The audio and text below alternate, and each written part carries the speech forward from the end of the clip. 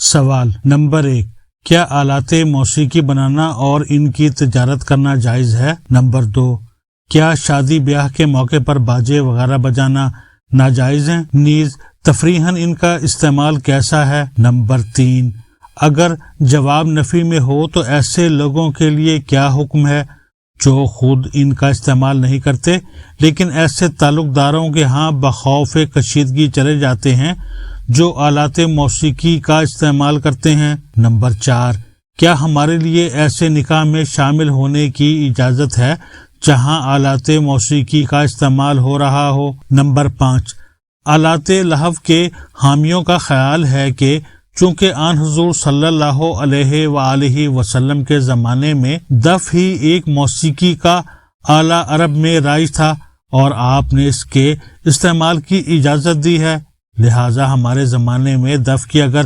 متعدد ترقی یافتہ شکلیں مستعمل ہو گئی ہیں تو ان کا استعمال کیوں نہ روا ہو؟ نمبر 6، کیا دف آلات لہو میں شامل ہے؟ جواب نمبر 1، حدیث میں آتا ہے کہ نبی صلی اللہ علیہ وآلہ وسلم نے فرمایا، میں آلات موسیقی کو توڑنے کے لیے بھیجا گیا ہوں۔ اب یہ کس طرح صحیح ہو سکتا ہے کہ جو نبی صلی اللہ علیہ وآلہ وسلم اس کام کے لیے بھیجا گیا ہو اس کے پیرو انہی آلات کو بنانے اور بیچنے اور بجانے کے لیے اپنی قوت استعمال کریں؟ نمبر 2، شادی بیاہ ہو یا کچھ اور، باجے بجانا کسی حال میں درست نہیں۔ حدیث میں جس حد تک اجازت پائی جاتی ہے وہ صرف اس قدر ہے کہ شادی اور عید کے موقع پر دف کے ساتھ کچھ گا بجا لیا جائے۔ نمبر 3، یہ محض ایمان کی کمزوری ہے کہ آدمی اپنے دوستوں اور عزیزوں کی ناراضی سے ڈر کر ایک ناجائز کام میں حصہ لے۔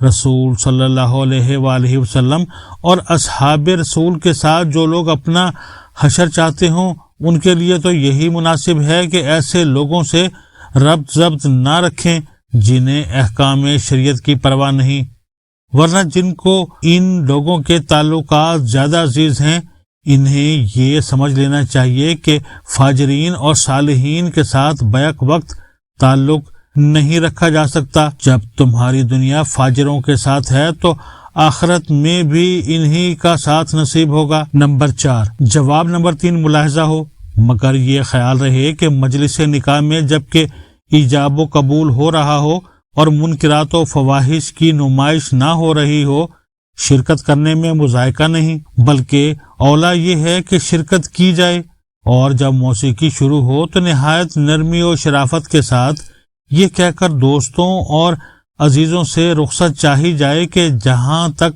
تمہارے جائز کاموں کا تعلق ہے ہم تمہاری مسرت میں دل سے شریک ہیں، اور جہاں تک ناجائز کاموں کا تعلق ہے ہم ان میں نہ خود شریک ہونا پسند کرتے ہیں نہ یہ گوارا کرتے ہیں کہ تم ان خرابیوں میں مبتلا ہو۔ نمبر 5، یہ محض غلط ہے کہ دف کے سوا اس زمانے میں اور کوئی دوسرا آلہ موسیقی نہ تھا۔ ایران اور روم اور مصر کی تمدنی تاریخ اور خود عرب جاہلیت کی تمدنی تاریخ سے جو شخص جاہل محض ہو وہی یہ بات کہہ سکتا ہے۔ متعدد باجوں کے نام تو خود اشعار جاہلیت میں ملتے ہیں۔ نمبر 6، دف کا نام اگر آلات موسیقی میں شامل ہو بھی تو اس سے کیا ہوتا ہے؟ شادی بیاہ اور عید کے موقع پر نبی صلی اللہ علیہ وآلہ وسلم نے اس کی اجازت دی ہے، اور یہ زیادہ سے زیادہ حد ہے جہاں تک آدمی جا سکتا ہے۔ اس آخری حد کو جو شخص نقطۂ آغاز بنانا چاہتا ہو اس کو آخر کس نے مجبور کیا ہے کہ خواہ مخواہ اس نبی صلی اللہ علیہ وآلہ وسلم کے پیروں میں اپنا نام لکھوائے جو آلات موسیقی توڑنے کے لیے بھیجا گیا ہے؟